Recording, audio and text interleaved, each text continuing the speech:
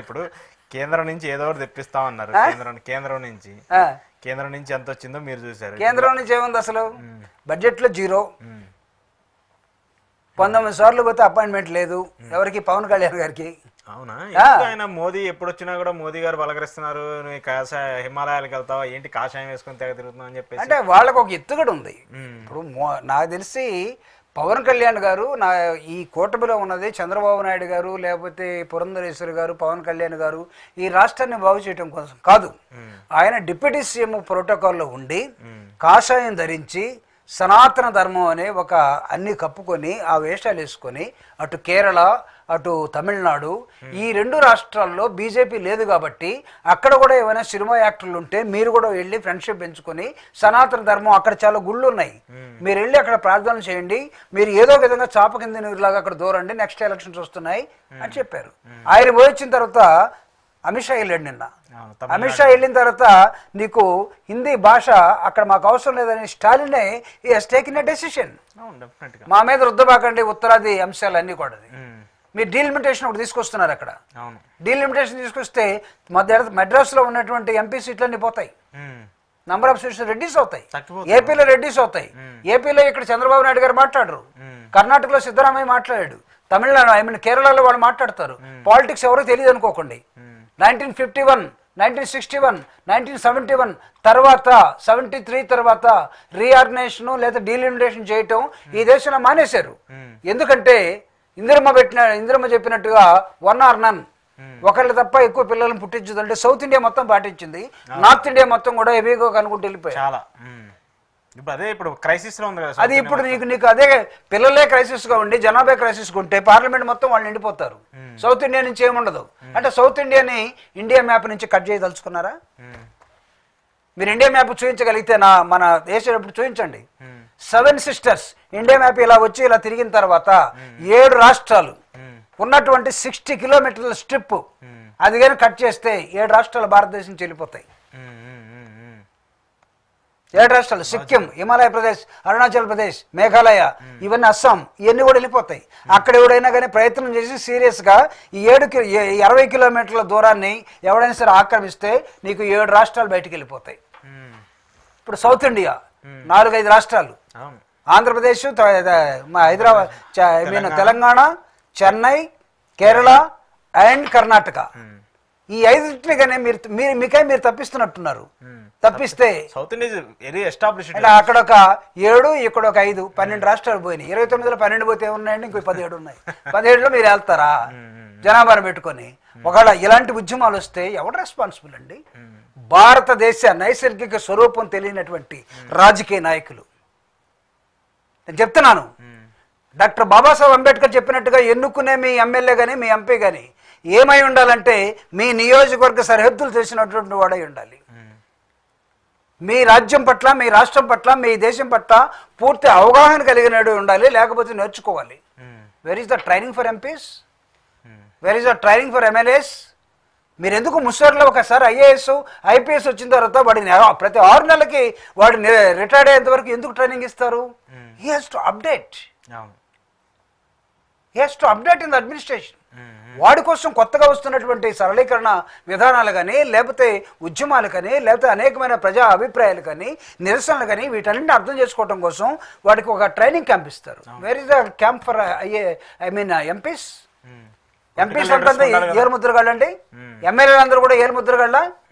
మొన్న ఒక అతను చెప్తున్నాడు, భరత్ అనుకుంటాను, దావోస్ పోయి లోకేష్ గారితో మా లోకేష్ గారు స్టాన్ఫోర్డ్ లో చదివించున్నాడు, 175 మంది ఎమ్మెల్యేల్లో 25 మంది ఎంపీల్లో స్టాన్ఫోర్డ్ లో చదివినట్టు ఇతను ఒక్కడే కాబట్టి సీఎం ఇవ్వాలి ఆయనకి.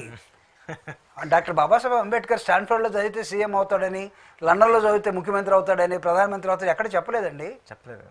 రాజ్యాంగబద్ధంగా ఎన్నుకోబడిన ఏం కావాలి? To administer, to governance, common sense is required. Common sense. ఇంత డబ్బు కాదు. ఈరోజు చూడండి, తెలంగాణలో వచ్చినటువంటి ఒక ఇన్ఛార్జిగా వచ్చినటువంటి నటరాజన్, నటరాజన్ ఆవిడ 51 years old woman, unmarried, a simple girl, simple woman, ఈ రోజు ఒక ఫ్లెక్సీ పెట్టద్దు, ఎవడు నా బ్యాగ్ మోయాల్సిన అవసరం లేదు. కాంగ్రెస్ పార్టీ అంటే మీరు, నాకు తెలిసి ఆవిడ పాపం ఇక్కడ చాలా కష్టమే. ఎందుకంటే ఒక్కొక్కడు బెంచ్ కార్లు వేసుకుని వచ్చేవాడు, ఒక్కొక్కడు ప్రపంచంలో ఉన్నటువంటి వాడు ట్రంప్ వేసుకునే కార్లు కూడా వాడుతున్నారు. అవి వేసుకుని గాంధీ భవన్ పోతే ఆవిడకి అవి కనపడినాయి అనుకో, నాకే స్లిప్పర్స్ లేవు, లంబడి కొడుకులు వీళ్ళు ఏడ సంపాదించారా, ముందు ఏళ్ళ లోపల ఎండి జనాల తర్వాత అపోజిషన్ తర్వాత చూద్దాం ఉంటుంది. అప్పుడేం చేస్తారు? సో అలాంటి సిచ్యువేషన్ కొంతమంది ఉన్నారు రాజకీయాలకు సంబంధించి నిబద్ధతగా నిజాయితీగా ఉండే వాళ్ళు ఉన్నారు సార్. రాజకీయం అనేది సర్వీస్ సార్. ఇప్పుడు ఏమవుతుందంటే చాలా మందిని ఏమేమి పాపం జాగ్రత్తగా ఉండి సిన్సియర్గా ఉండి సింపుల్గా ఉన్న వాళ్ళందరినీ చేతగానోడు కింద లెక్కేసారు. నిజాయితీగా ఉంటే చేతగానోడు, నిజాయితీగా ఉంటే చేతగానోడు. కనీసం నీకు ఇంటి దగ్గర 5 కార్లు ఉండాలండి. వాడు ఎవడో ఒకటి చెప్తున్నాడు, ఒక ఎంపీకి 25 కార్లు ఉన్నాయంట. ఏం చేస్తాడు అయ్యగారు? బయట అది కదా క్యారవాన్ వాళ్ళకి 25 కార్లు అట్ట. పవన్ కళ్యాణ్ గారు కొన్ని కీలక వ్యాఖ్యలు చేశారు. తెలంగాణలో ఏమో వాళ్ళు ఒక ఉద్యమం మీద వస్తే వాళ్ళు రాష్ట్రం కోసం వాళ్ళు సమైక్యంగా ఉండి కొట్లాడతారు, కానీ ఆంధ్రాలో మాత్రం కులాల కుంపట్లు వస్తాయి, మతాలు చిచ్చు వస్తుంది. ఇది ఎందుకు వస్తుందో మన ఆంధ్రాలో తెలియట్లేదని. ఇప్పుడు కులాల కుంపట్లను ఎవరు సృష్టిస్తున్నారు, ఎవరు మాట్లాడుతున్నారు? సార్ అది పవన్ కళ్యాణ్ గారి స్టేట్మెంట్ తోటి నేను ఏకీభవిస్తా. ఎందుకంటే తెలంగాణలో ఉస్మానియా యూనివర్సిటీ అనేది ఒకటి ఉంది, హైదరాబాద్లో సెంట్రల్ యూనివర్సిటీ ఒకటి ఉంది, వరంగల్లో కాకతీయ యూనివర్సిటీ ఒకటి ఉంది. మెయిన్గా చూద్దాం, ప్రధానంగా మనకు ఆంధ్రప్రదేశ్లో వెంకటేశ్వర యూనివర్సిటీ ఉంది, గుంటూరులో నాగార్జున ఉంది, అటు విశాఖపట్నం వెళ్తే మనకి ఆంధ్ర యూనివర్సిటీ ఉంది.